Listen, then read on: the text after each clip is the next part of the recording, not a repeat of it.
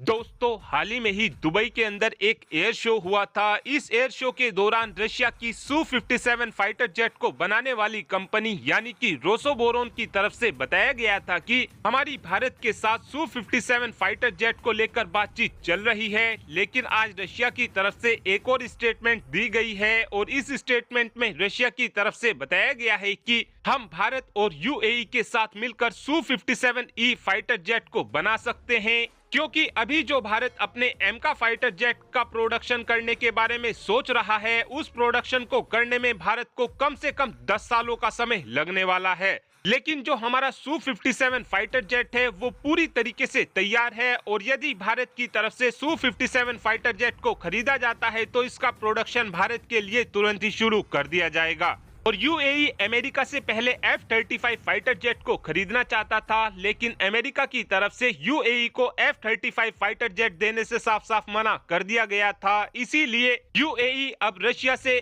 सू-57 fighter jet को खरीदना चाहता है। इसी मौके का फायदा उठाकर अब रशिया अपने सू-57 फाइटर जेट को भारत और यूएई के साथ मिलकर बनाने का फैसला कर रहा है। हालांकि रशिया की इस स्टेटमेंट को लेकर अभी तक ना तो यूएई की तरफ से कोई जवाब दिया गया है और ना ही भारत की तरफ से कोई भी जवाब रशिया को दिया गया है। लेकिन जब रशिया ने सू-57 फाइटर जेट को बनाना शुरू किया था, उस समय इस फाइटर जेट को भारत और रशिया मिलकर FGFA प्रोग्राम के तहत बनाने वाले थे। इस फाइटर जेट के प्रोग्राम के तहत रशिया भारत को सू-57 फाइटर जेट की ज्यादा टेक्नोलॉजी नहीं दे रहा था, इसीलिए ही भारत ने इस फाइटर जेट के प्रोग्राम से अपने आप को बाहर कर लिया था। और बताया ये भी जाता है कि इस प्रोग्राम के तहत भारत सू-57 फाइटर जेट का डबल सीट वर्जन चाहता था, लेकिन रशिया डबल सीट वाले वर्जन को बनाने को लेकर तैयार नहीं था। इसीलिए ही भारत ने इस प्रोग्राम से खुद को बाहर कर लिया था।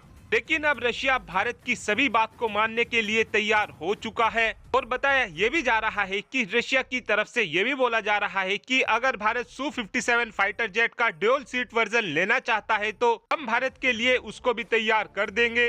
लेकिन देखा जाए तो एक 5th जनरेशन के फाइटर जेट में ड्यूल सीट का कोई भी सेंस नहीं बैठता है, क्योंकि 5th जनरेशन के फाइटर जेट में AI का टेक यूज किया जाता है, जिसके कारण ड्यूल सीट वर्जन वाले सू-57 फाइटर जेट का कोई भी सेंस नहीं बैठता है। और अगर भारत बाई चांस सू-57 फाइटर जेट को खरीदने के लिए तैयार हो जाता है तो इस फाइटर जेट के प्रोडक्शन को भारत में शुरू करने में ही 3 सालों तक का समय लग जाएगा। वहीं पर हमारे एमका फाइटर जेट के प्रोडक्शन में हमको कम से कम 10 सालों का समय लगने वाला है। और अगर हम सू-57 फाइटर जेट को MRF डील में ले लेते हैं तो ये फाइटर जेट हमको बेशक चाइना के खिलाफ एक बड़ी एडवांटेज दिलाएगा, क्योंकि इस समय चाइना ने अपने J-20 फाइटर जेट को तिब्बत में तैनात कर रखा है। और J-20 फाइटर जेट की तो आप क्वालिटी से पहले ही रूबरू हो चुके हैं। तिब्बत के अंदर J-20 फाइटर जेट के जो स्टेल्थ कोटिंग है उसमें ही थ्रेड आनी शुरू हो चुकी है। J-20 फाइटर जेट के इंजन भी